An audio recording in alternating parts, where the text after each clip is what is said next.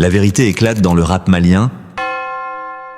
Le clash le plus suivi, le plus commenté et le plus attendu du moment continue d'écrire son histoire. Et cette histoire, elle passionne des milliers de fans à travers tout le Mali, et même bien au-delà. Depuis plusieurs semaines, les regards sont braqués sur deux artistes, Yacoubé Ogé d'un côté et Young BG de l'autre. Deux générations, deux styles, deux énergies. Et aujourd'hui, un nouveau chapitre vient tout juste d'être ouvert. Young BG a frappé un grand coup en dévoilant son tout dernier clip, Jabulani. Un morceau qui a immédiatement attiré l'attention du public, non seulement pour sa vibe musicale, mais aussi pour son clip, réalisé par Camsprod, un nom désormais incontournable dans le game. Dès la sortie de ce clip, les réactions ne se sont pas fait d'attendre. Les félicitations ont commencé à pleuvoir. Des messages de soutien, des commentaires d'encouragement, des partages en masse. Le public a reconnu la qualité. Young BG a montré qu'il avait non seulement du talent au micro, mais aussi la capacité d'offrir une image forte, un visuel à la hauteur des standards internationaux. Mais dans un clash, ce n'est pas seulement la musique qui compte, ce n'est pas seulement la beauté du clip,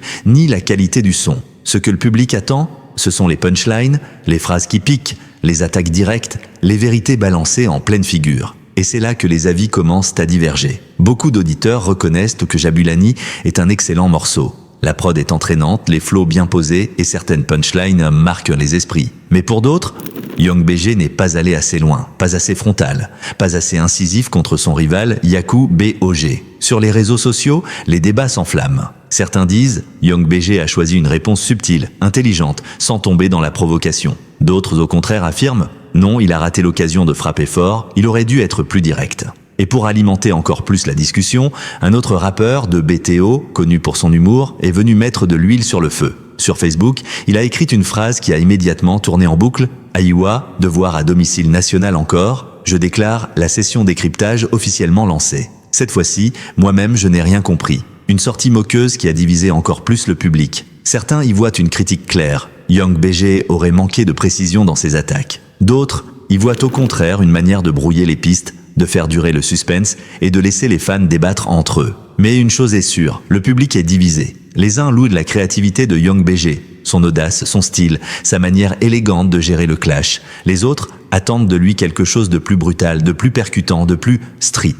Et pendant que les discussions continuent, pendant que les fans s'affrontent dans les commentaires, Yacoubé Ogé, lui, ne reste pas silencieux. Toujours prêt à riposter, le rappeur a déjà annoncé son prochain morceau. Un son qui portera un titre sans équivoque, Bako Dagno. Un titre qui en dit long, un titre qui annonce une réponse directe à Jabulani. Et surtout, un titre qui devrait voir le jour d'ici vendredi. L'attente est énorme. Les fans se préparent, les spéculations vont bon train. Beaucoup pensent donc que Yacoubé Ogé va saisir cette opportunité pour montrer qu'il reste le roi du clash, celui qui ose dire les choses sans détour, sans filtre, sans retenue. Mais d'autres redoutent que cette escalade ne mène le duel encore plus loin, avec des attaques de plus en plus personnelles. Car oui, il faut le dire, nous ne sommes plus dans un simple échange musical. Ce clash est devenu un phénomène national. Chaque sortie est scrutée, analysée, décortiquée. Chaque clip devient un événement. Chaque punchline devient un sujet de débat. Alors, une grande question se pose, est-ce que Young BG a volontairement choisi une réponse subtile dans Jabulani? Ou bien est-ce qu'il a raté l'occasion de frapper fort face à Yacoubé Ogé?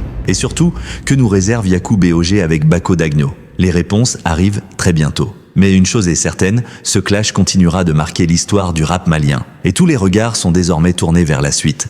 Ce n'est plus seulement de la musique, c'est une histoire, un feuilleton, un chapitre de l'histoire culturelle du Mali qui s'écrit sous nos yeux en direct. Et toi, de quel côté es-tu? Team Yacoubé Ogé, Team Young BG?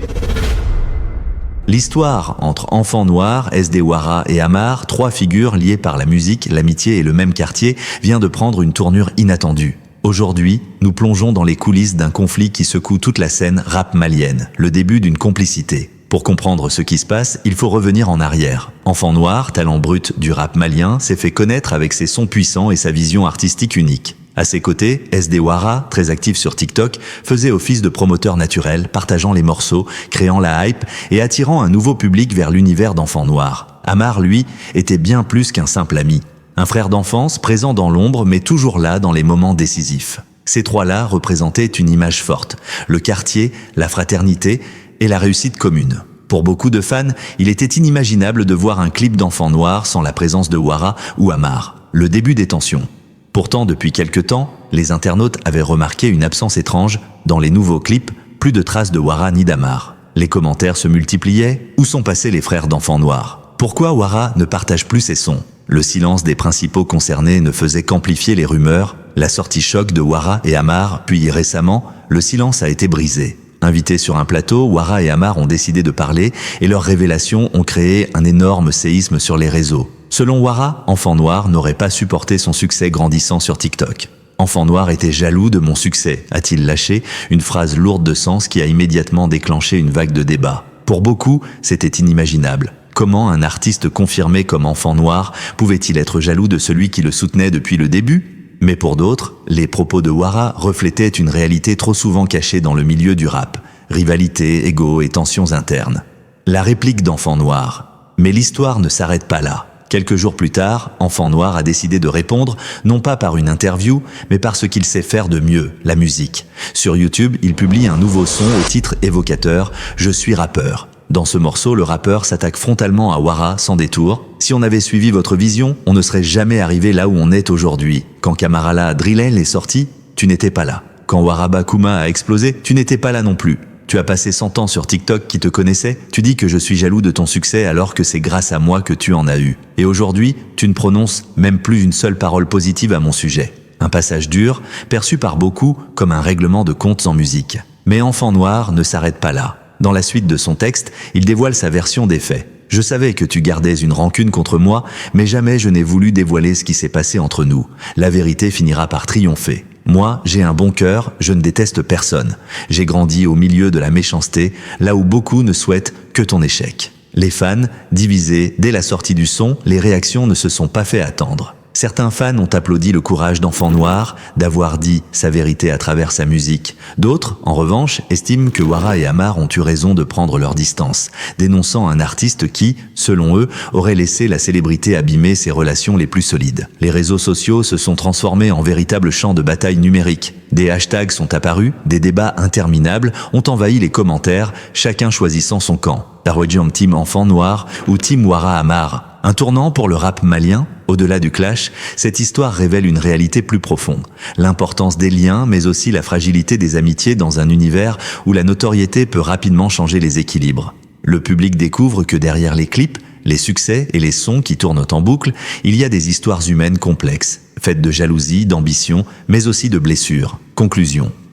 La vérité éclate enfin chez les SD, mais personne ne sait encore où ce clash mènera. Est-ce la fin d'une amitié légendaire, ou au contraire, une étape qui finira par renforcer chacun des protagonistes dans son parcours artistique? Une chose est sûre, cette affaire restera comme l'un des moments marquants du rap malien en 2025. Les fans, eux, continueront à scruter chaque geste, chaque déclaration, chaque son, dans l'attente du prochain chapitre. Abonnez-vous, activez la cloche et on se retrouve très bientôt pour de nouvelles actus.